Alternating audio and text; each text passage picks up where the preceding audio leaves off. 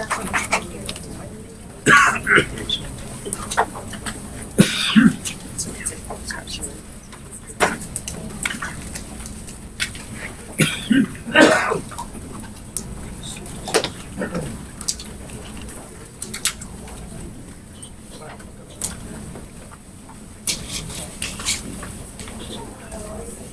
right, if everyone can go ahead and take their seats. Starting in just a second.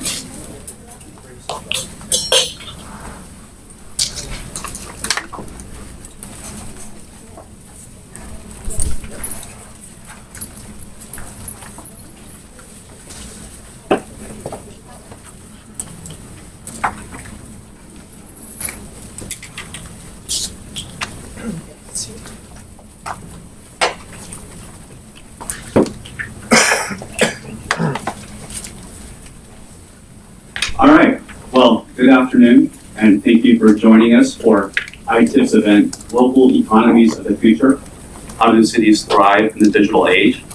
I'm Stephen Ezel, the Vice President of Global Innovation Policy here at the Information Technology and Innovation Foundation, and I'll be your moderator. As we get started, I should mention the Twitter handle for this event is #FutureCities. And those watching via the webcast can submit any questions there for discussion during the Q&A period if you would like. Well, cities have become key economic units driving the modern global economy. More than half the world's population already lives in cities, and it's expected that cities will account for 90% of global population growth in this century. Fortunately, the advent of many new technologies, including mobile telephony and broadband internet, the Internet of Things, automation technologies, big data techniques, and many others, are opening up transformative possibilities to reimagine how cities deliver public services and utilities, manage transportation networks, educate their citizens, and improve quality of life and standards of living. And as we'll hear today, the world's leading cities are thinking deeply about their future readiness so they can remain vibrant in an increasingly competitive global economy. And speaking of highly competitive, we have a world-class panel with us here today to discuss how cities can thrive in the digital age. We'll first hear from Mr. Amit Mehta, who is president of the Asia, Pacific, and Japan region for Dell, and he'll introduce Dell's work on future-ready cities and economies. Mr. Mehta also serves as the chairman of Dell's Global Emerging Markets Group, and he has been with Dell for 19 years, holding leadership positions previously in China, where he was president of Dell's China region, and while there, won the Magnolia Gold Award and was conferred honorary Chinese citizenship, the highest recognition that can go to a foreigner. After Amit, we will hear from Christy McFarland, who serves as research director for the National League of Cities, where she leads the NLC's efforts to transform city-level data into information that strengthens the capacity of city leaders and raises their awareness of challenges, trends, and successes in other cities throughout the world.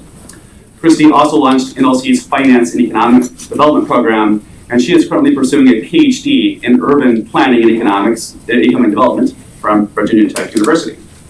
After Christy, we'll hear from Michael Hendricks, who is the Senior Director for Research and Emerging Issues at the U.S. Chamber of Commerce Foundation, where he leads the Foundation's public policy research and outreach.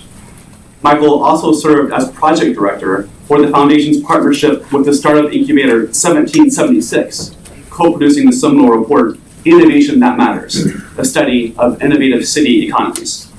And last, but certainly not least, from the global perspective, we'll hear from Megha Buchan, who is the team lead for Competitive Cities and lead authored the World Bank's flagship report, Competitive Cities for Jobs and Growth. Megha works on issues of competitiveness and urban development for the World Bank and is task manager for a city competitiveness project in Burundi. Megha also teaches on development and economics at both the School of Advanced International Studies, the SICE program here in Washington, and at Columbia University in New York. And Megha holds a PhD from the London School of Economics. Now, in the interest of space today, we are not going to present the presentations up front. They'll be to your side, and you should have received handout copies at the back. Raise your hand if you didn't receive one.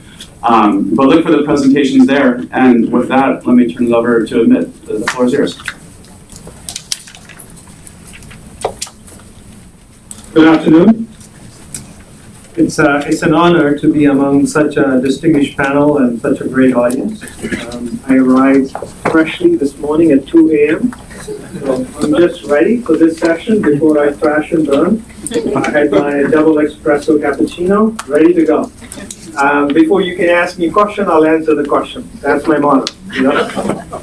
So listen, I live in Asia. I am what you will call a practitioner. I am on the field talking to customers, governments, media, every day, every week. I spend 250 days on the road. Basically, that's what I do. So you will have me bring you a lot of perspective from what I'm seeing in Asia, but also a lot what I'm seeing from the corporate scenario. So let's get started. So first and foremost, I don't think there should be any surprise to you that if I'm getting the slides forward, okay? Yeah, there you go. Okay, so I don't think there is any surprise to anyone here in the room that if we want to take living standards up, technology and innovation play a huge role. And that has been the case for the last several centuries. And I will make the argument that we are in the middle of fourth industrial revolution. And if you think about this, first industrial revolution that talked about steam, water, and mechanical production, that's somewhere in 1784. Second one, 1870, which was the division of labor, advancement of electricity and mass production. Third industrial revolution was really around when our company was born, Dell, which was the electronics, IT, and automated production. And where we are today and where we're headed for next several decades is really an advancement in cyber physical systems. And all of these things are unleashing a new quality of living, a new advancements.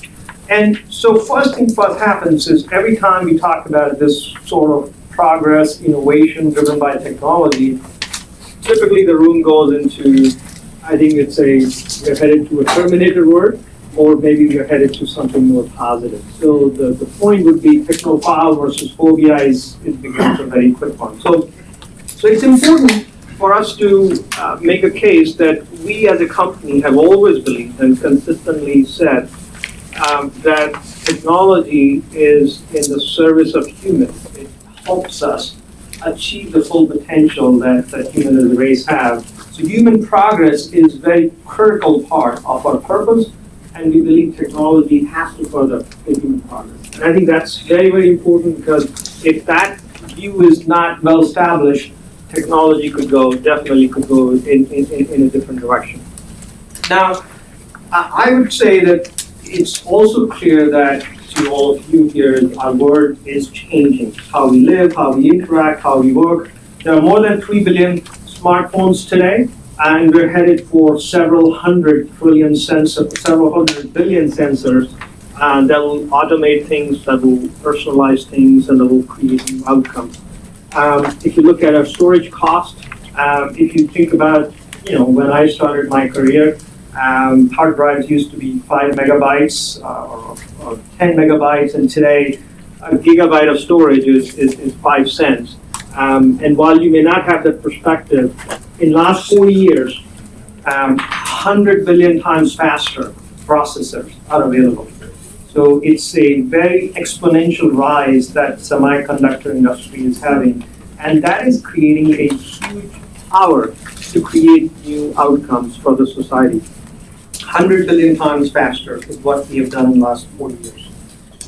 If you look at one of the pieces this is having an impact on our society, is also creating a lot of changes.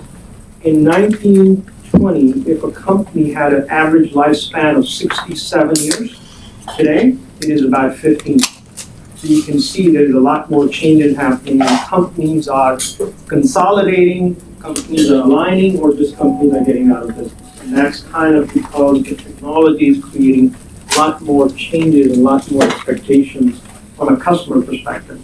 If you look at the next slide, this talks about if you could imagine a world where 200 billion devices that are connected, where you can replicate a human brain, which which is likely by 2060, in less than $1,000, where you could be living 120 or plus, and where the seamless and pervasive customer experience is there and new outcomes will be possible.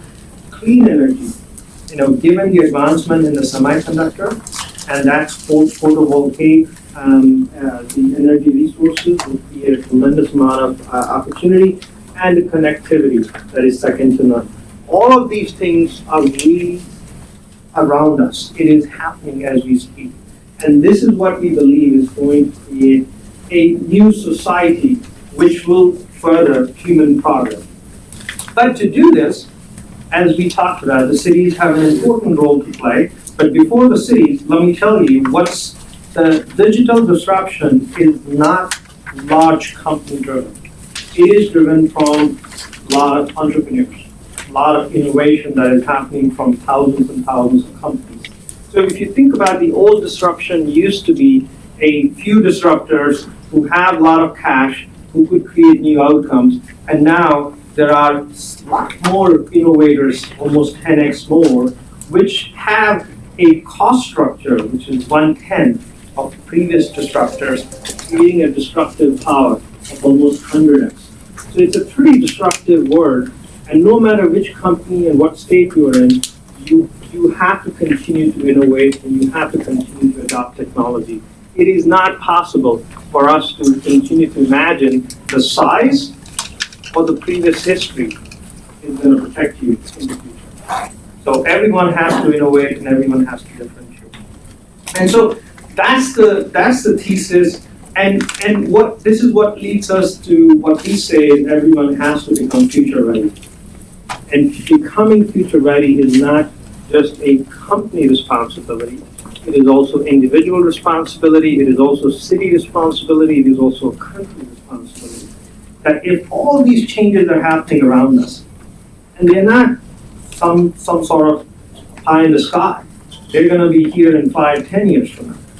And so how would we get ourselves ready, individuals ready, societies ready, and the countries ready, and clearly cities ready, to deal with the changes and thrive in the state of hyper changes that are upon us. So that's the framework of today's talk. So to do that, first thing I would tell you is that the cities to become future ready, there are three pieces that become very important. First is the human capital, and second is the infrastructure, and third is the ecosystem.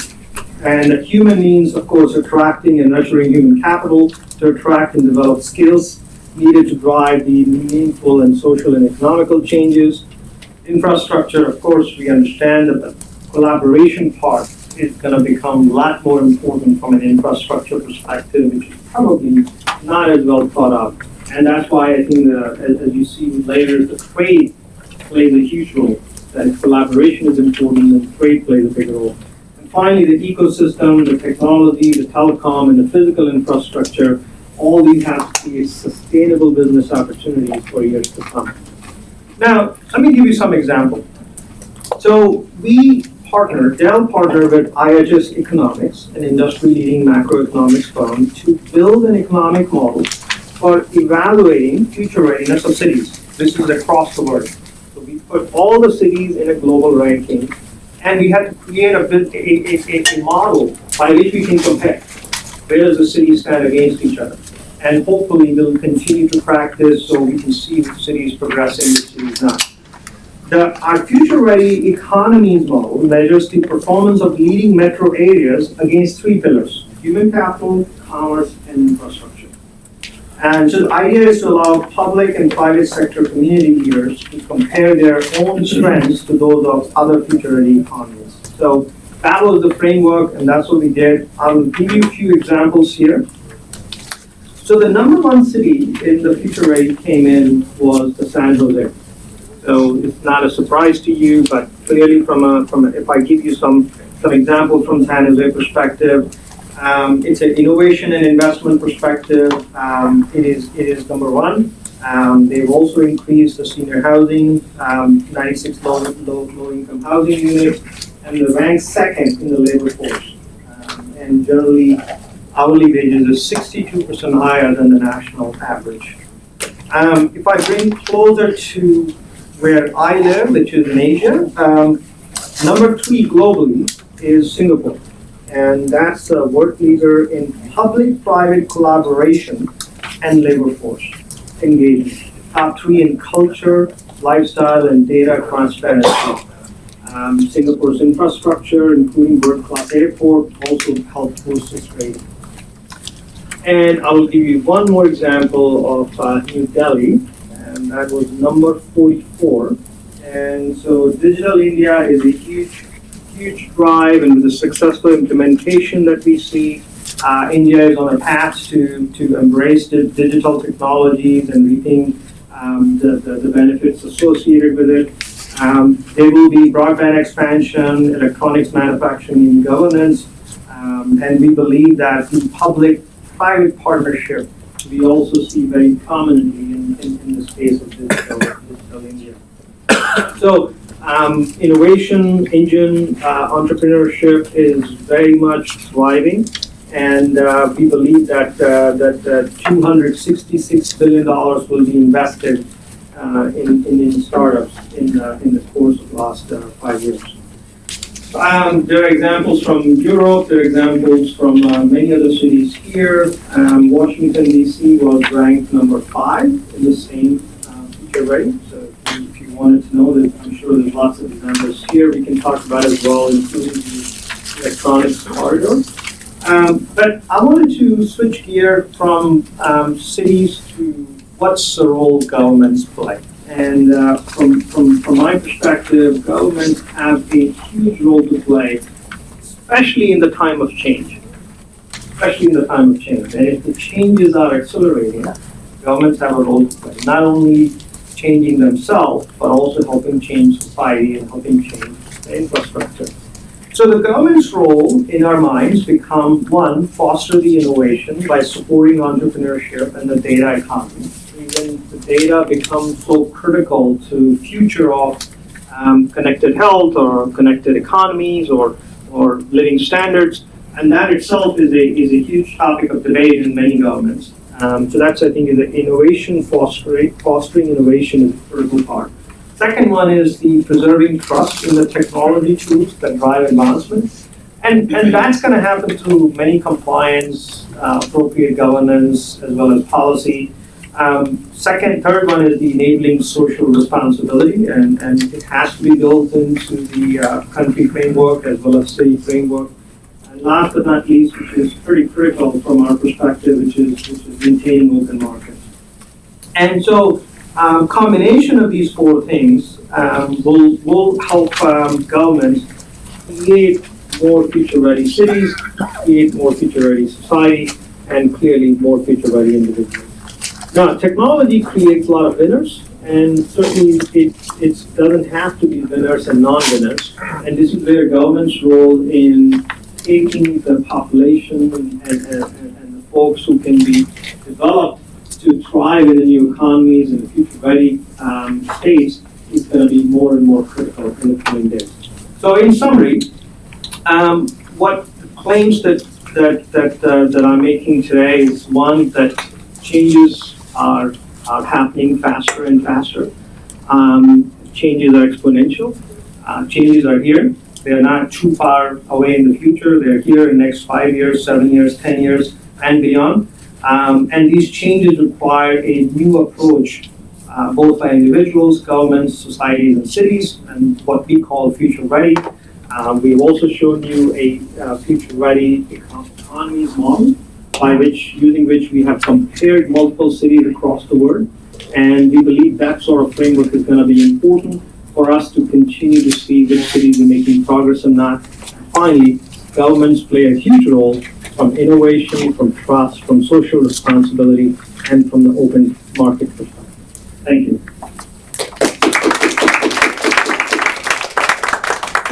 Thank you, Amit. Chrissy.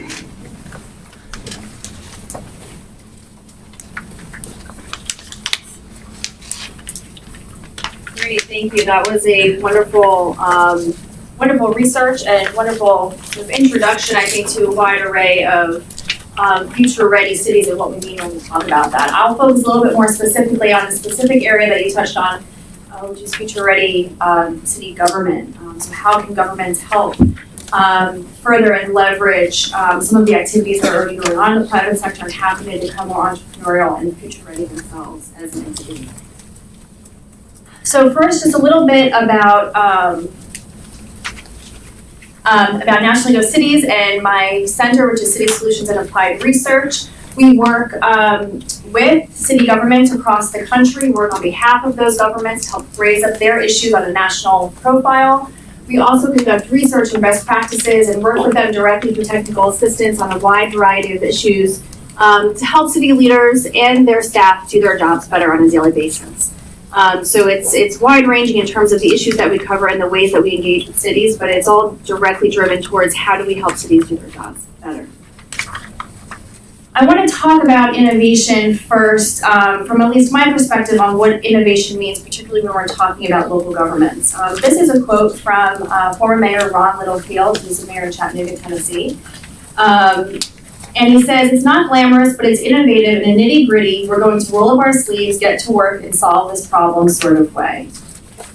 I think cities have always been focused, at least local governments, on solving problems. And when we talk about innovation, it's how do cities infuse data and technology, some very new tools for some cities, to help them do that job better, to help them pinpoint and solve problems. And specifically, the mayor was talking specifically about a new program in Detroit that was leveraging data to help better understand how low-income populations can better be connected to social services in the city.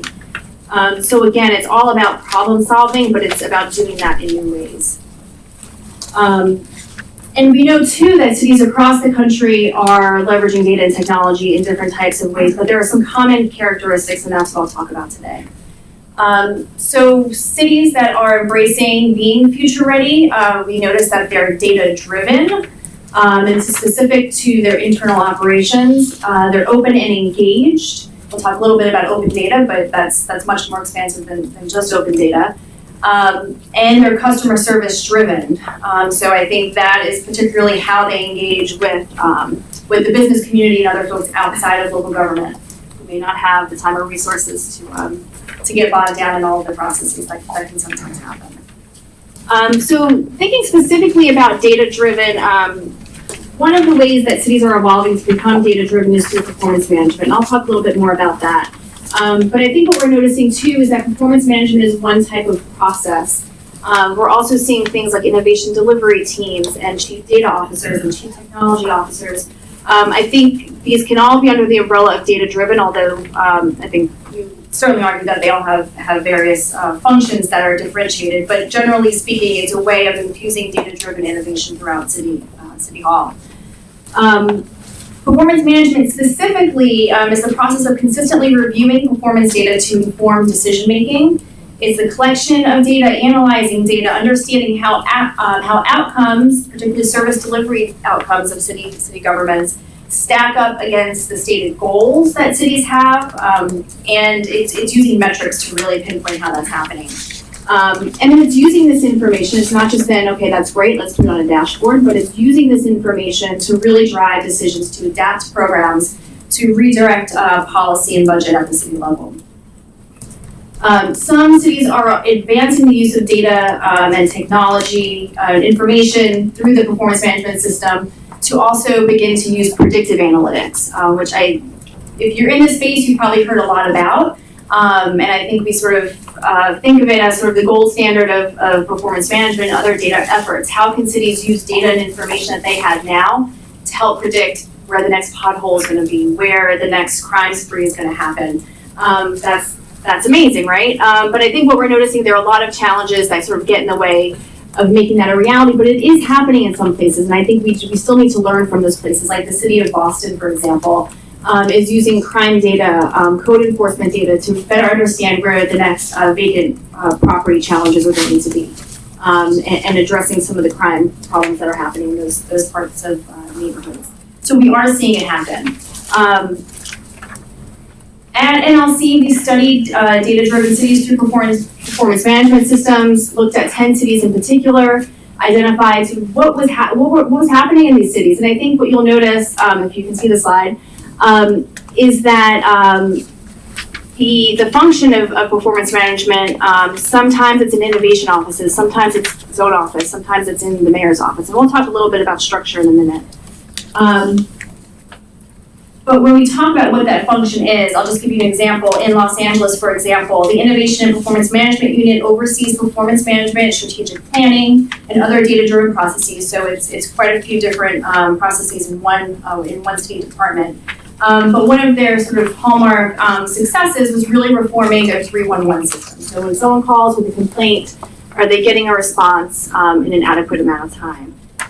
By analyzing data with call volumes and city staffing levels, the city was able to drop the wait times for 311 calls from 6 minutes down to less than a minute in a year. So those are the types of successes that I think we're talking about when we think about performance management.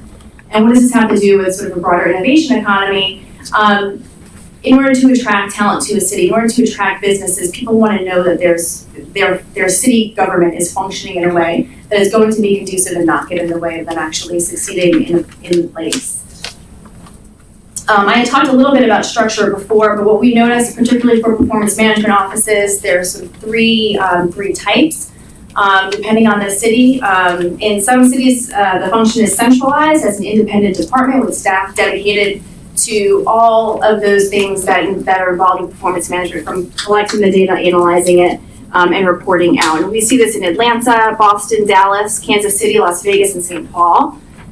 Then there are also systems that are more decentralized, where there's some performance management staff that provide advice and guidance, but the real function happens with the frontline staff and within each of the city departments. And we see that in Denver and Fort Lauderdale. And interestingly, in Denver, because they know they're putting that responsibility, an additional responsibility, onto the frontline staff. There are particular, it's called Peak Academy, it's a training program that really helps city staff empower them really and train them to identify and understand how to make efficiencies within their everyday job and operations. And then we're seeing in some cities there's sort of a hybrid model where those functions are a little bit more fluid, and we saw that in DC and LA. So again, that's internal to City Hall, right? And I think that's very interesting, and for those of us in the city space, we understand why that matters. But when we want to think about more broadly how city government interacts and helps facilitate a future-ready local economy, we think more about a city that's open and engaged. So a city that opens its data, for example, to help to provide that information, that data to businesses who want to then help the city solve problems, or bringing in entrepreneurs and startups to help the city solve its problems, or creating more equitable access to Wi-Fi access. There are a whole host of things that cities are doing in this space to ensure that it's more open and engaged. Specifically thinking about how the local government is engaging with the community on open data. And the Internet of Things, right, again, which I think is sort of the pinnacle there. We see Chicago, for example, is partnering with Argonne National Labs and the University of Chicago to deploy sensors throughout the city to collect data on everything from the environment and infrastructure, and really then work with startups and other entities in the city to start developing sort of proof of concept projects to help deal with challenges around transportation and air quality. We also see very interesting ways that cities are engaging with entrepreneurs to actually bring them into City Hall to help them solve problems. So the city of San Francisco, for example, has what they're calling Startup in Residence, where they recruit startups from outside of City Hall to come in and help them solve sort of a civic problem. In San Francisco, the airport was having a problem with blind customers understanding how to get around the airport. The city of San Francisco brought in a startup who spent 16 weeks really understanding the problem and developed a technology solution to help the customers navigate the airports in a more efficient way. It's interesting because due to some of the complicated processes that exist within City Hall around procurement, the city needs to be able to make this an opportunity where the startups come in and they're not charged for their services. But it's a win-win because the startups are actually being able to develop new products and to test those new products with the city. So the city is really serving in a way that, as a customer, really allows the startup to test their product in a way that they may not have been able to do otherwise. We know that cities are also employing future-ready operations by infusing innovation not only within their own operations, but also facilitating the use of technology throughout the community. I know we'll probably talk a little bit more about Kansas City, where there's Google Fiber. We know that there's also access, widely speaking, in Philadelphia too. But there's obviously there's a gap there for some communities, particularly small businesses and entrepreneurs who are in lower income communities. Philadelphia has the Philly Tech Ambassadors program, where tech savvy and community minded students partner with neighborhood small businesses to help them get online and use computer programs, and similar in Kansas City, Missouri as well. In addition to helping to leverage and facilitate information and ideas throughout the community, cities can also think about their capacity to create physical spaces for innovation to happen and the flow of ideas and information. We're seeing this through maker spaces. Obviously, the manufacturing economy is changing, and a lot of manufacturing is smaller scale. It's more high tech. It's more based on entrepreneurship and new ideas, and how can cities actually support that, particularly when their economies are changing so much. Many cities, including Chattanooga, for example, are investing public dollars in the maker movement. For example, doing simple things like turning the fourth floor of their library into a maker space and bringing in 3D printers and sewing machines and allowing people in the community to expand their capacity in that way. In a very easily accessible way to innovate.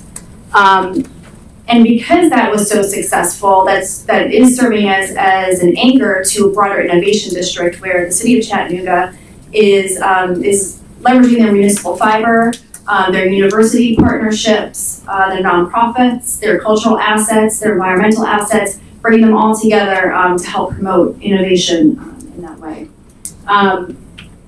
Lastly, I'll just talk quickly, because I'm sure I'm out of time, about customer service. So again, this is a very specific way that cities are engaging with the community, the business community, entrepreneurs and startups and small businesses in particular.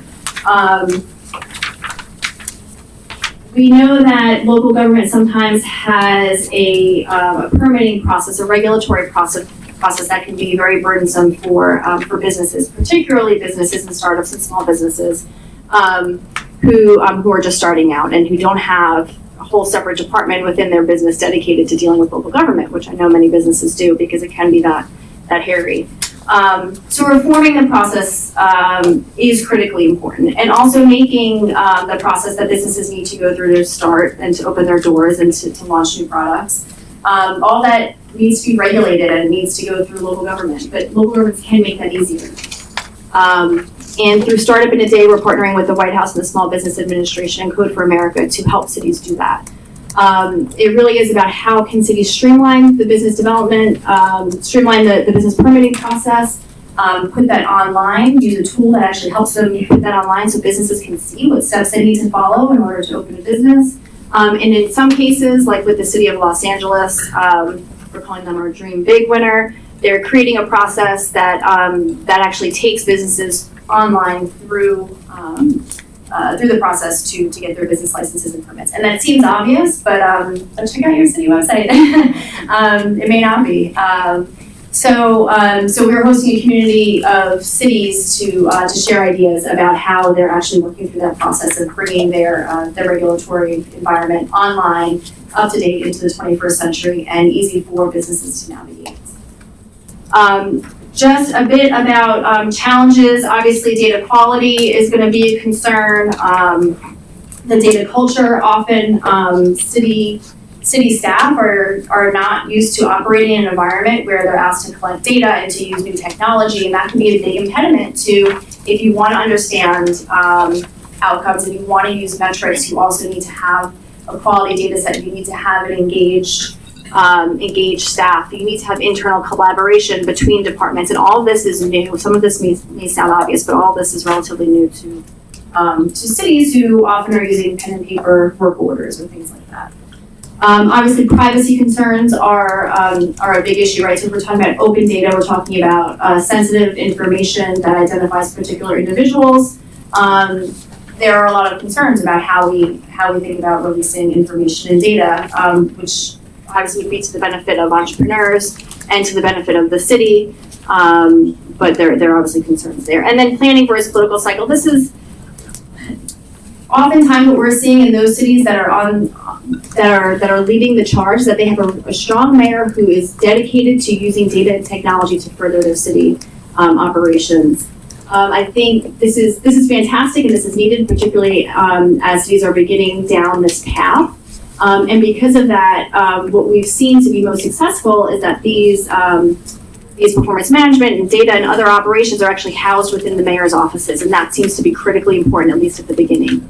But then you say, this mayor is probably not going to be in office for another, in the next 4 years. What's going to happen then? And what we've been seeing is that although at the beginning of the process of when cities are taking on sort of data and technology as a strategy, is that it's important to have it in the mayor's office so you have that political power, you have the authority, you have the access, you have the budget to do the things that need to be done. But that over the long haul, there is a goal, and this is specifically stated through the city of Los Angeles, that the ultimate goal is for each department to manage its own data and performance operations, so that it's sustained and that it's just part of how the city operates going forward. It's not sort of a new thing. It's not a mayor's pet project. So I think that's sort of the next evolution in data and technology and in innovation in city operations. So with that, I will pass it back to Steve. Thank you very much. All right, well, thanks, Christy, for giving an excellent description of how implementation fully works at the city level. Michael.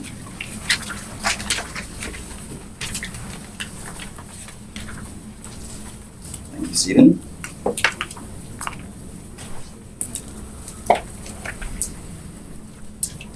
I believe that the question every city leader should be asking is my city prepared for the future? So I believe, as others do here at ITIF, that we are at the dawn of an incredible digital revolution. And that this revolution is bringing changes far bigger than the ones that we faced before in the Valley. That the PC revolution, the dot-com boom, the social networking opportunities that we have today are just the beginning. Those are just the first waves. And that we've only begun to scratch the surface of how advances in software and hardware will impact how we live, where we live, how we work, spend, learn, travel, even eat. So how will your city not get disrupted? I'm here today that the answer, I'm going to argue that the answer is found in its people. And what I mean by that is both radically simple and incredibly complex. I think that startup communities will help cities transition to the next digital age. And that after stripping away all the cool open plan office buildings and the big investment funds, that what you find is that smart people embedded in dense social networks, lots of social capital, are at the center of economies prepared for whatever the future may bring. So to dig into this, the Chamber in 1776, DC Zone Global Incubator, teamed up to discover how startup communities are helping cities navigate the digital age. So first, I want to share with you some of our findings from this Innovation That Matters report. And then I want to discuss what they mean and what city leaders can do with them. Over the past 2 years, we've visited 16 cities, compiled a database in 25 metros, and spoken with nearly 500 local leaders. And when we talked with them, we wanted to look at not only the traditional factors of innovation, what's the state of your talent, what's the state of your capital, and industry specialization, but also things like density, connectivity, your culture. And also, frankly, we wanted to get us out of the beltway and learn from actual practitioners on the ground. And when we ranked cities, we did so based on an underlying theme that we heard time and time again. The traditional indicators, such as dollars invested, jobs created, patents filed, were necessary but incomplete measures. The openness and density of social networks, as well as the key attributes of local culture, mattered nearly as much, if not more, in fostering these thriving startup ecosystems that in turn were making cities future ready. And when we looked at these 6 indicators together, talent, capital, specialization, density, connectivity, and culture, the biggest surprise in our rankings was that San Francisco, the Bay Area, was not number 1. Boston was. Now, let's be clear, San Francisco is an incredible leader in the number of startups created. It has deep pools of talent, lots of investment capital, almost more than it knows what to do with. But Boston entrepreneurs, interestingly enough, reported better connections to their community and to what Boston offers, such as top-notch universities. Just behind the Bay Area were more surprises like Raleigh-Durham and Denver, San Diego in 5th place. And beyond the top 5, cities such as Baltimore and Pittsburgh also fared well in the index, 18th and 14th respectively, given their successes bringing together everyone from government to corporates to entrepreneurs, and bringing them together to openly exchange ideas and to collaborate. And while New York City and LA clearly attracted a lot of startup creation, there were also aspects of community that lagged behind, opportunities, you could also say, for them to continue to grow. Now, cities like Baltimore and Pittsburgh, but also New Orleans, they're not major drivers of the digital economy just yet, but they are attracting educated young people. They are building collaborative communities of innovation, and they are creating the right cultural foundations. So that's a bit of the data, that's some of the rankings, but what does it all mean? To answer that, we started listening to entrepreneurs and the city leaders, and we went out and visited them. We just came back from visiting 8 of these cities. And we heard things like when Urbit, Think Big Partners in Kansas City, described the city's startup community as a network, where each node in that network had a mission. Or in Christine, the local chamber called it a big small town where everybody is 6 degrees removed from one another, like the Kevin Bacon of cities. Those are her words. I thought that was pretty good. We also heard the same thing in Austin and Salt Lake City.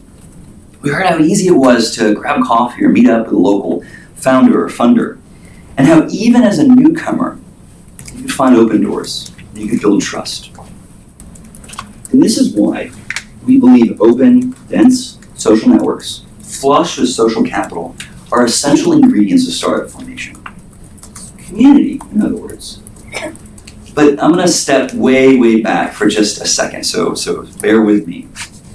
So I believe urban economies are like building blocks of human knowledge and know-how that, like Legos, can be connected in different ways to generate innovation.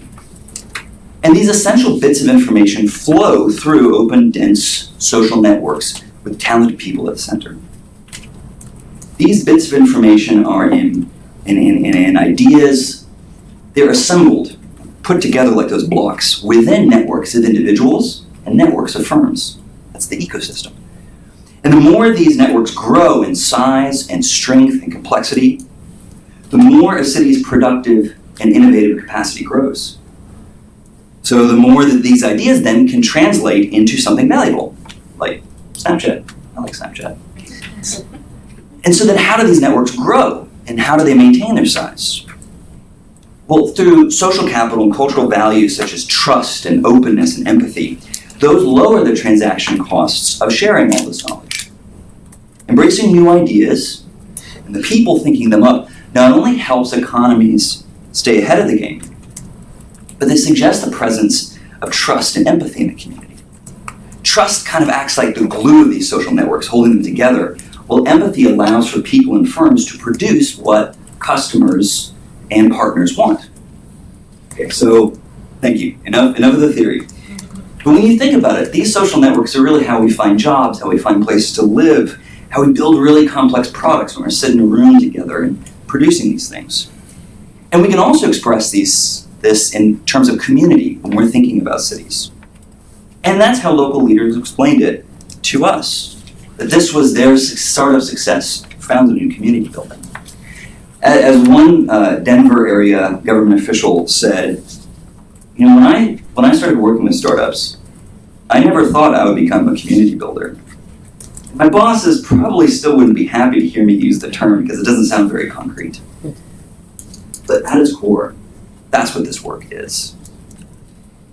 And what we found as we went from city to city was that you can have all the capital and talent and research capacity in the world and yet still not generate sustained innovation and startup activity, or at least not as much as you otherwise could. A city can also have small amounts of these things and stand toe-to-toe with the big boys if they have a healthy community. So as advances in software and hardware enable us to work better, faster, and smarter, the gains from having talented people clustered together have never been higher. Over the last 5 years, the American population has increased by 3.1%, but the population of our 50 richest cities has jumped by 9.2%. And their residents are 34% more productive than the rest of the country. Meanwhile, less than 1% of all zip codes in this country attract more than 60% of all venture capital. And yet in every city in America, we do not have a shortage of ideas. And we do have the seeds of community. What we need are people to bring other people and their ideas together and to scale them, and in so doing, prepare cities for the future. Okay, so what does all of this mean for city leaders? For one thing, it's important for them to understand the trajectory of the digital economy. So as goods become more commodified, software and digital services will grow in importance. Even today, it's not the smartphone chip that matters, but how you use it. Say for accessing digital health records on the go or telling a drone where to fly.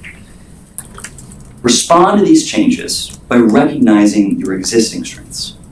Every city has assets to leverage, an activity that's already going on. Strong healthcare systems and universities, industries where the city is a leader, particular areas of expertise, or even things that make the city extraordinarily livable. The key is identifying those assets and being purposeful in unlocking their potential for the future. The same is true for community. Startup success is about community building, and community building needs community organizers. They act as intermediaries in the network, and they connect the dots between people. And these roles can exist everywhere from startup support systems to government to corporates to other anchor institutions. They need to see what's already going on and help fill in the gaps. One key connection to make in navigating the next wave is helping connect startups and corporates and other institutions together. For startups, that means being able to plug into existing specializations and knowledge. For corporations, it means getting to tap into an innovation pipeline. There's no end of what can happen when you connect these communities together. So prioritizing this means suggesting a policy of people over place. Growing startup systems means enhancing connectivity, reducing barriers for people getting ahead, establishing navigable rules of the road, and empowering leaders in the community. Such an evolutionary policy stance, I believe, will set the stage for revolutionary change. In the past 3 to 5 years, as we've seen firsthand, have seen explosive startup growth in so many cities, and usually a result of seeds planted over 20 years ago in the community. It's time that we use this growth not only to make startup communities sustainable, but also to prepare cities for the future.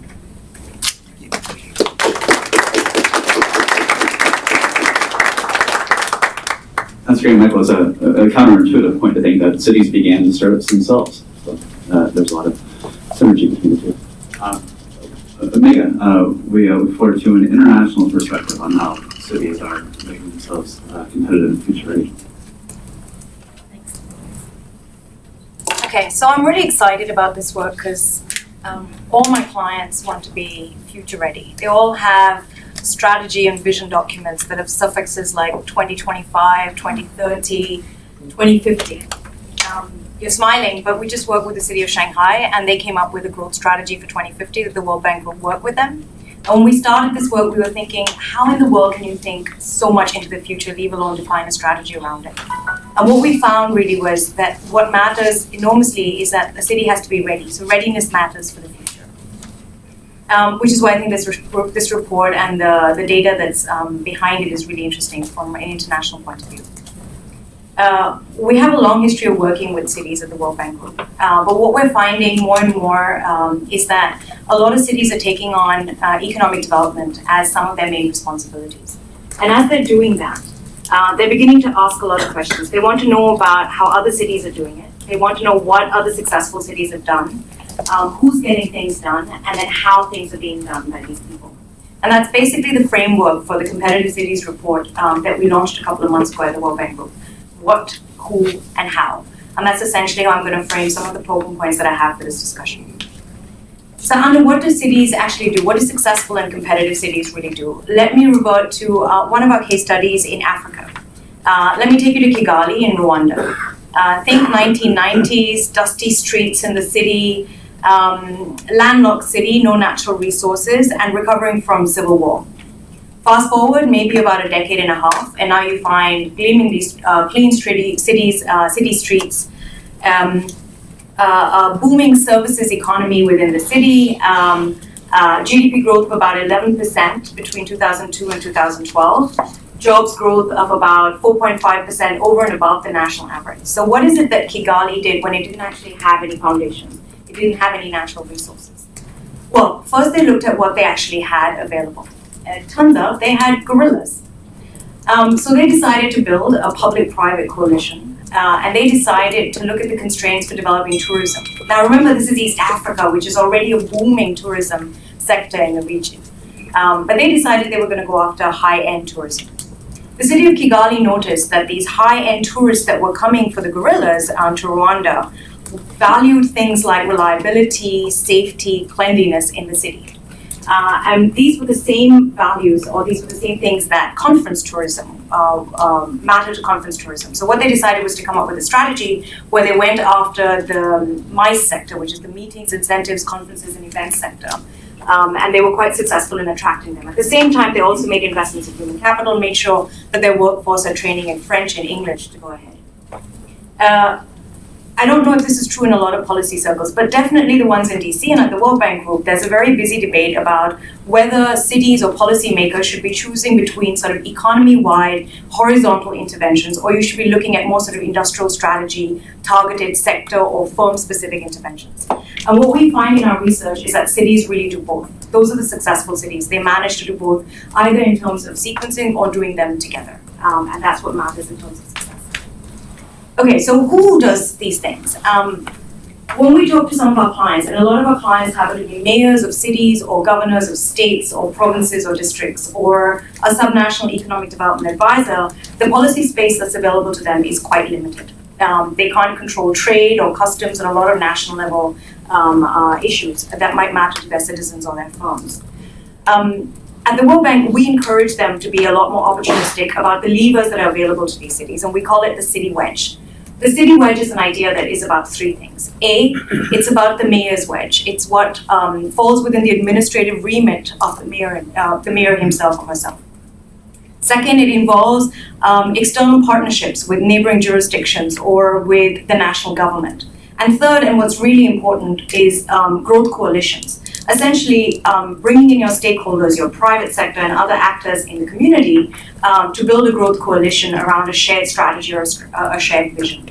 So let me give you an example closer to home of, I'm sorry, I don't have any American examples whatsoever for the time being, but clearly there's a lot more research that we can borrow from for our clients. An example in South America of the city of Bucaramanga in Colombia. It was a city that had an economy that was mainly dominated by low-tech manufacturing, poultry production, footwear, clothing, that sort of thing. Again, fast forward a couple of years and you find that now their manufacturing is much more high-tech, precision manufacturing, lots of R&D investment, a growing services economy, IT, and so on and so forth. What they did do was that they had a regional oil industry, and instead of, and they made sure that the oil industry was investing, developing, and commercializing in innovative technologies for the city of Bucaramanga instead of simply sort of drilling, refining, and selling petroleum. What matters to us and what we find from a lot of our case studies is it doesn't matter who does it. What matters is that it gets done. And in the city of Bucaramanga, it wasn't the city of Bucaramanga that got things done. It was actually the private sector that got things done. They had a very, very strong and socially cohesive chambers of commerce in the city of Bucaramanga, which was a leader in bringing together not just the private sector, but also the city government, the state government, and the national government. So, for example, they made sure that investments were made in developing not just technical but also managerial capital within the city, and now Bucaramanga has the highest levels of human capital skills in all of Colombia. They also made sure that a lot of national government incentives were actually targeted and used for industries within the city itself. So this is an example of where growth coalitions or public-private partnerships are really important in getting things done. And the third, which is the trickiest, is how do you get things done? Now, I don't really have, I don't always speak amongst, a lot of American policy-based audience. So let me ask you guys a question. Do you come across a lot of city strategies where what's happening on paper, or what's happening on the ground is actually very different from what you see in the strategy documents? Okay, well, we see that a lot amongst our clients, where you have these amazing strategy documents that have been designed by consultants, and when you actually look at what's happening on the ground, it's very different from the strategy documents. And I think this is something that's really important to us. We want to understand how do you actually get things done on the ground. So let me take you to another part of the world, to Changsha. It's a inland city, secondary city in Hunan province in China.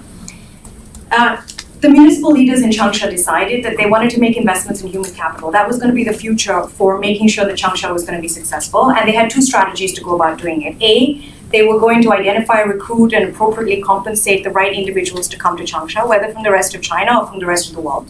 And B, they were going to invest in the talent pool that they had within the city itself, right? So they were going to build vocational training programs and try and match the skill sets of the people in Changsha with the companies and industries that they were trying to develop. Now, none of this is really new, none of this is really interesting. A lot of cities and a lot of states try these kinds of strategies. Why was Changsha so successful in doing what they did? What is it that they did differently? What Changsha did manage to do, it was able to avoid some of the bureaucratic pitfalls that most other city leaders have. So, for example, they were able to avoid things like turf wars or silos or coordination issues across agencies. They put in place a mechanism called leading groups, and the leading groups mechanism was essentially a way to clarify the roles and responsibilities across different functional levels of government and administrative tiers of government as well. It did two things. A, it made sure that the targets, the rewards, and all the incentives were perfectly aligned across all of the different functional and administrative levels in the city, in the industrial zones, in the districts, and so on. And secondly, it made sure that any of the management meetings that were taking place, only the problems were escalated to the higher level, not decisions were escalated to the higher levels. And that was something that worked really well. Now, you have a lot of other examples from the US, from cities across the US that have done this. There are examples from the National Transformation Plan in Malaysia, which has worked really well, Pernambuco State in Brazil. And so there are a couple of other examples of how implementation and management is what really matters in terms of getting things done. It's not about, it is, but it's not just data and documents and analysis that matters to city. When they talk about why they're having problems, at least amongst our clients, you find that it's really implementation that's a big problem for them. So I just want to end by saying, for us, the cities that turned out in the competitive cities work, and this was quite surprising, the cities that we defined as successful competitive cities, right? So cities that had accelerated economic growth, transformational job growth, increased incomes and productivity, magnets for foreign direct investment.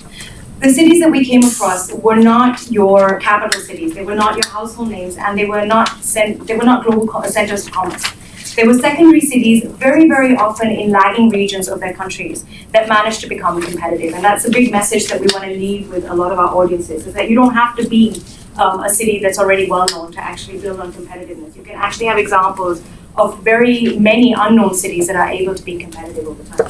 So I want to end by saying, thank you very much, Stephen, for inviting me for this. This is a very interesting panel and a very interesting discussion. And it's very nice to leave the World Bank headquarters and see other parts of DC. I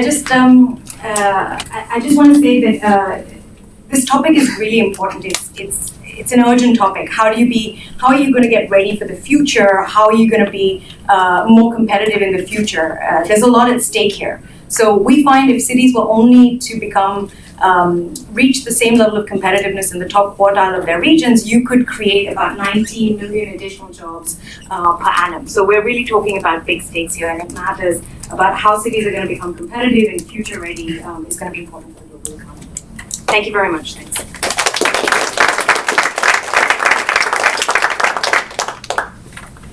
Well, thank you very much, Megha. So there's a lot on the table from a US and a global perspective, so I don't think we should have any problem at all soliciting questions here from our audience. If you would, state your name and the organization you're with and keep the question tight and succinct. Should I wait for a microphone? Yes. Thank you. My name is Andrea Glorioso. I work at the Council for the Digital Economy, the delegation of the European Union to the US here in Washington, D.C. And as you know, the European Union is investing quite a lot in the whole, not only competitiveness in general and how the digital economy can contribute to that, but in the role of cities in particular in that development. And the panel was really great, and as Stina said, a lot on the table. So we focused on one point, which the gentleman from Dell has mentioned, and about the government's role, which is of course a very vexing question for us as well. Should we step in? Should we stay out? What should we actually do? And one of the things that you did suggest is that governments, if understood correctly, should enable social responsibility to be built into business models. And I must say I'm a bit confused by that, because why do you need governments to enable that? From my perspective, that is something that should come from the private sector, but I'm curious to better understand what your point was there. Sure. So, okay. Okay. Okay, all right, so I think the key points I was making at that time was, governments have to work on a public-private partnership to foster innovation. They also have a responsibility to changing society's mindsets for changes in technology. Because if politicians could take it in the wrong way, and then this thing can turn out very, very different. We also talked about trade. Open barriers, no barriers is important. We talked about trust. And finally, the social responsibility. So to me, when you are going through rapid changes, you want the whole society to support. And that's why social responsibility, it could be embedded as a policy that the corporations have to fulfill, or it could be government could take the policy themselves as a responsibility. So it could be done both ways, but the whole society has to progress. You can't take a future-ready city and without taking care of education and the entire population coming with you. So that was the whole point. But I do think that the governments play a very, very critical role given the changes are accelerating.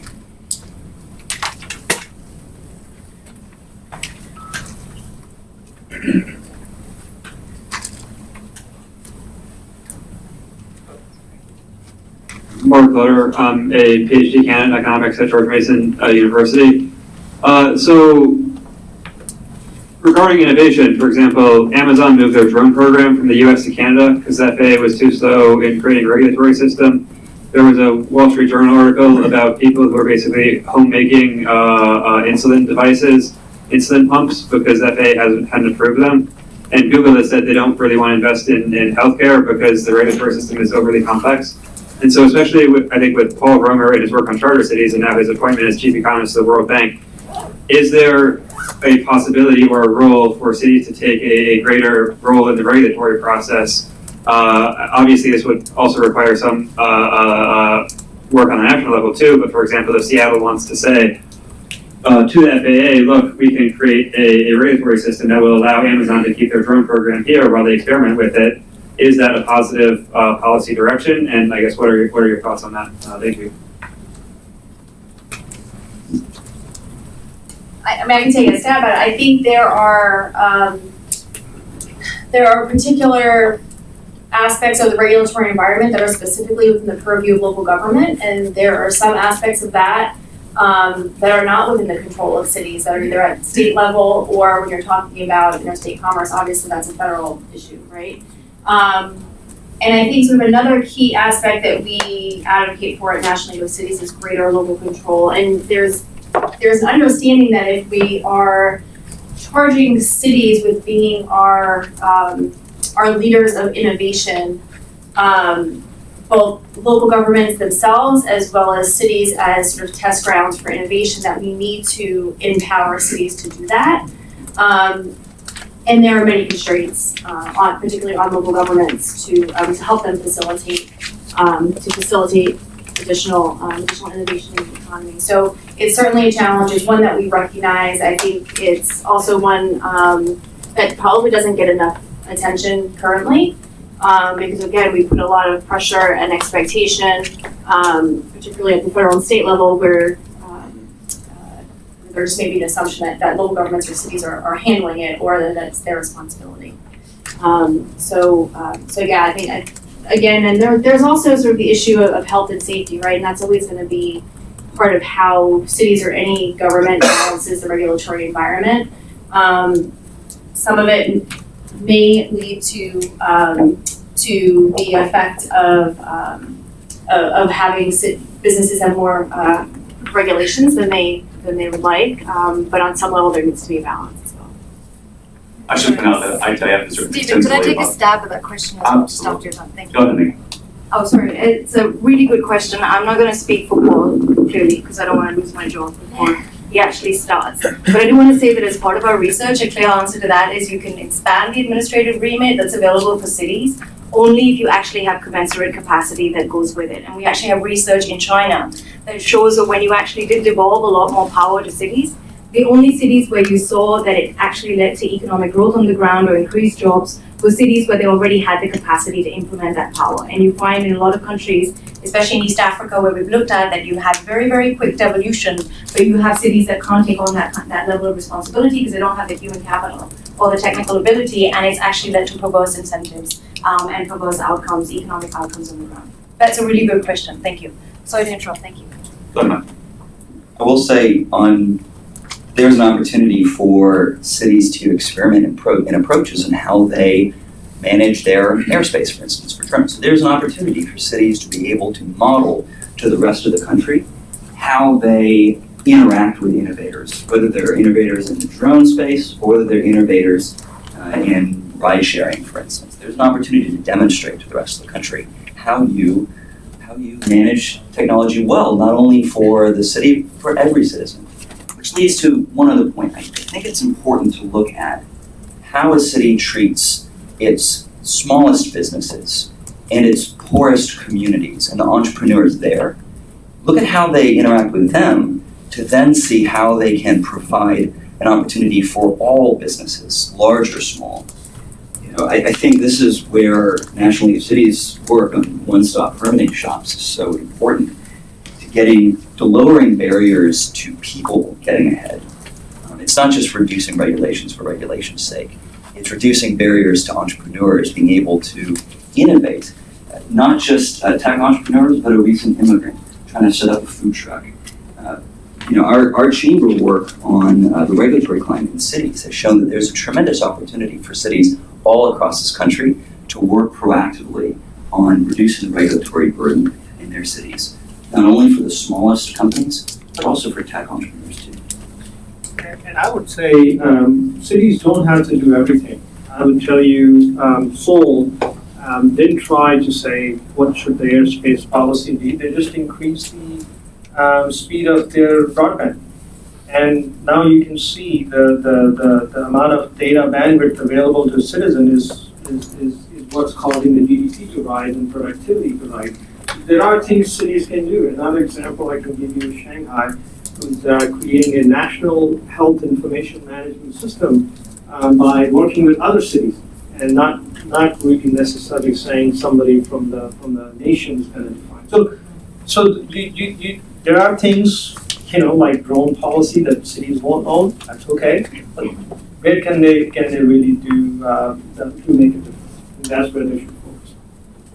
I just mentioned my colleague Alan Quinn has written extensively on how U.S. regulatory policy towards drones has impacted the competitiveness of U.S. industry. Hi, my name is Eric Ramos, and I have a question for, it's more like a local in the US. So what do you guys see in terms of regulatory? You mentioned it in terms of migration, making it easier for foreign entrepreneurs. When you have, for example, Tesla, Google created by foreigners. So it's not just like food trucks or, immigrants creating smaller size companies. So what do you see as a role and what is being done right now in US cities? Is there active things that are happening right now? I remember seeing recently an article in I think it was Bloomberg Newsweek, where it says that there are some entrepreneurs coming from England, for example, just flying back and forth because they're in a gray area. They create a company here in the US, but they can't work in the company, so they're founders and they fly back and forth every 90 days, something like that. So I think that there's a big space. So I think, especially in the tech space, talent is global. And, our point of view is that quality of talent, given the right conditions and capital, can really make a huge difference. And, there have been certainly H-1B policies that have been under the discussions. But one piece I'll tell you, the US is the best place to start a company. All the folks that I talk to, entrepreneurs in Shenzhen or in Bangalore, they say, I want to go, as soon as I want to be a global player, I need to move my company back to the US. So I think the US is doing a lot of great things. So while there is other debates happening, at least from an Asia perspective, if you want your company to be global, credible, and be the unicorn, you have to be here. And it doesn't mean they're giving up the base wherever they started. It only means that they need to be here, they need to be present. There's a big ecosystem where they have to interact. So there is a political side of this as well, but from a business side, I see very, very positive direction for US to be the engine for innovation and growth. Yeah, I think just a couple of other insights from our work on foreign direct investment, which I think there's some analogous strategies there. Thinking about the extent to which maybe this entrepreneur is interested in maintaining those global connections. How can cities tap their foreign trade zones? Or within City Hall, is there an ambassador program for companies and entrepreneurs coming from outside the U.S., helping them navigate not only sort of the local permitting and regulations, but also state and federal. So there are things that I think cities can do to be more open, be transparent, be helpful, have that customer service oriented approach. And that's just specifically within local government. But then again, I think it gets at also supporting that broader ecosystem, ensuring that that entrepreneurs are connected within the community as well. Chamber has a long track record of working on immigration reform, so I'll leave it aside for the time being and really just focus on one little aspect that we had for Innovation That Matters report. One indicator that we looked at on talent was not only the degrees and the skill sets in a particular city, but how people came and went from the city, the population flux, something that Hoffman has pointed to as he's an indicator of the degree to which your city is open to new people and new ideas, and then the degree to which that can help drive innovation. And the fascinating thing was, the cities with the highest population flux internationally were big startup leaders, Silicon Valley, New York City, it was incredible, they're off the charts. And then the high domestic population flux, Denver and Austin, were also very, very innovative cities. So the degree to which you're open to people coming and going, people from all corners of the globe and America, is a great indicator of how innovative you're going to be going forward. I saw this firsthand when we were in Silicon Valley, and we heard how if you're an Indian entrepreneur and you're coming into Silicon Valley, there's a support structure, there's a network that will automatically get you plugged in, introduce you to the right people and to founders and funders so you can help start up your business. That's a city that is open to newcomers, that has the community and welcomes people in and gets them plugged in so that they can start businesses like that. So Nigel Jacobs, who runs Boston's Center for New Urban Mechanics, recently was talking about the difficulties with risk and experimentation in city government. He pointed out some segments of the public, the media, and elected legislators do not think experimentation is a valid use of taxpayer dollars. And it occurred to me that if we had the same attitude in the corporate world, if we said it's not an appropriate use of shareholder dollars for Dell or Apple or GE to experiment, that would be ridiculous, right? And shareholders understand that companies have to innovate and take risks to create the next generation of products and services. So how do we overcome this barrier in public life and this attitude that experimentation is not an appropriate expenditure of taxpayer dollars? What are you saying about that? Just from our perspective, and I think I can understand how that sentiment would make sense if you're thinking about sort of a traditional local government that may not necessarily have the resources or have the persona of being adaptive and nimble and data driven and welcoming of new technologies, right? So in that case, if you let folks take risks, you're not really sure what that's going to look like, right? But I think as we're seeing cities, again, have the infusion of performance management, of innovation offices, of innovation delivery teams, of technology officers, there's a more structured risk-taking, right? It's a little bit more calculated. People have the tools and potentially the skills, like with the Denver Peak Academy. They can take risks in an informed way. And I think if people see that their local government is transitioning, and they understand and they see the good work that cities can do with data and technology, taxpayers, I think, at large, would be more willing to allow their civil servants to go down that path. I think the question you ask, if I put this in the corporate setting, it's unthinkable for us to go into an uncertain future and not run experiments and not accept the failures that come along the way. But clearly, in a public setting, that's a difficult thing to do. And that's why we believe having a public-private partnership helps you manage that risk and still get the benefits and advantages. So I think that's one way to do it. But then, that there will be more dynamic leaders who are willing to take risk and what comes with it as well. So it's really up to individual situation, but I think being data-driven, like Christy said, and reducing the downside risk, as well as having a more public-private partnership.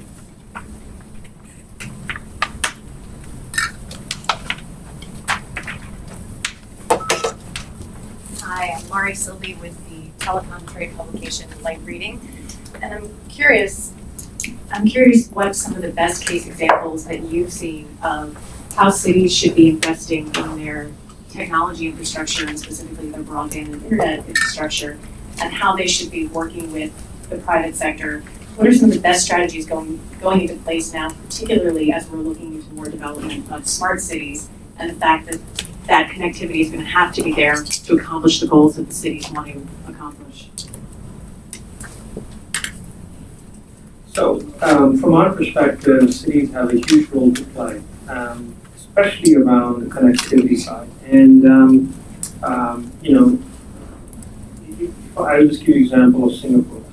Singapore has very robust telco infrastructure, but they evaluated all their telcos and said, we are not competitive. So we're going to open and light a new telco, which is the next gen telco, which basically says that the cost of telco should be free, or connectivity should be free, and it should be a birthright, just like you have a social security number. So there are ways to push this forward, and governments have to take an active step beyond the governance and compliance to what the tenet was. And so I think today, if the connectivity, just like I talked about semiconductor, 100 billion times faster chips in the last 40 years, we'll just apply the same thing to connectivity. Connectivity is actually moving faster than even the semiconductor. So in that scenario, could we see a new way of interacting? Of course we can. And are global telcos being born?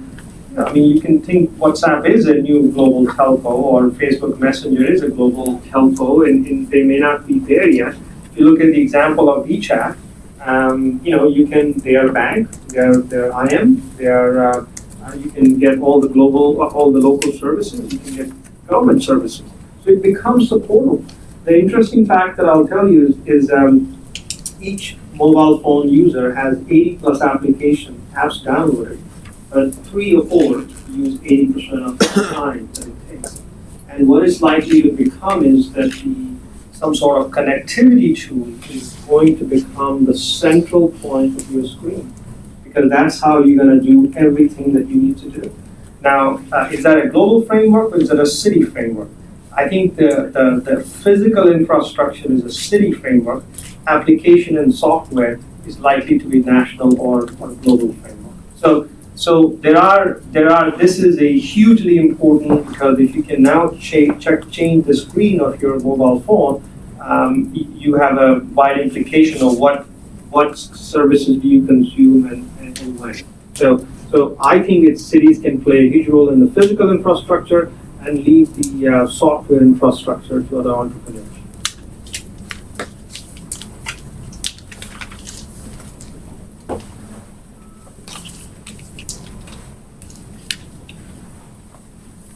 I'm Merrick Larson from the U.S. Government Accountability Office. I had a question for the panel on a more worldwide application of your discussion of cities. Last week I was at a Brookings Institute event where the ambassador for Rwanda indicated that the Rwanda Internal Revenue Service, or whatever it is, tax a fee on anybody who uses a smartphone to make a withdrawal from a bank or to pay a bill. And, we've all seen that, your cell phone bill, half of it is tax upon tax upon tax upon tax. And, maybe in the developed countries that isn't such a big deal, but getting internet penetration and use of smartphones in developing countries, I think, is an issue with these add-ons for the taxes. If anybody has a comment on that, I'd be interested. I'll give you the Asia perspective, and I think Megha may have a lot of other great examples. But from my perspective, the cheapest telco structure today I see is in India. Today, the cost of making a call is nearly zero, less than 1 cent per minute, no matter where you make long distance or short distance. But more importantly, 900 million phones. Most of the people carry a phone, including if you are at the bottom of the pyramid, which is very, very interesting. Smartphones prices are dropping below $100, and then if you're having a candy phone, it's dropping close to $15, $10 to $15, and no contract, no service charges, nothing. So you can go to a shop, buy $10. The monthly bill could be less than $2. Which is, of course, that kind of supports the ability to connect. And that has liberalized the agriculture, the migrant population, and improved the connectivity tremendously. And that's the foundation upon which new services can be built, banking or otherwise. But I think that's just one example. I'm probably not sure if I'm answering your question directly or not, but connectivity, be it mobile or physical in your home or offices, is a very critical part of digital transformation of the society. So affordability of mobile plan is a critical component of that. I'm not an expert on that, Amit, but thank you for the pressure. I just want to say that I think at least in East Africa, you find that there's tremendous penetration of mobile telephones, and they're being used in ways, you probably know a lot more about the subject than I do, but for example, they're being used to transfer money in ways that you don't even have in developed countries. And so I'm not really sure what is the disincentive of the add-on regulatory structure, but from what we've seen, for example, when we looked at bills of, well, not individual users, but for example, companies, is that some of the additional items actually do add on to quite a bit, but that's not the reason that keeps them from, for example, expanding the connectivity. It usually happens if they're in a remote area or if they happen to be, from a poorer part of the country, for example, outside of cities, that keeps them from accessing these services. But it's a good question, and I'm not really sure if we have a lot of examples from developing countries. I would probably concede to some of my colleagues, and we can pick up on the discussion afterwards. And I'd say that the best the study on this is actually from ITIF called Digital Drag, assessing the taxes and tariffs of 126 nations apply on ICT products and services. What we find is like in a country like Brazil, which imposes additional taxes and tariffs of 17% on ICT products and services, that it diminishes their adoption and consumption on the order of 10 to 20% annually, costing Brazil's GDP as much as 1 to 2% each year. And we do that analysis for 126 countries. It's a big challenge. I think we are at the hour of 1:30, so I think we had best to say thank you to the audience for wonderful participation and questions. I want you to join me in thanking our esteemed panelists this afternoon. The video of this event will be online at the ITIF website within 48 hours, and thank you for coming today.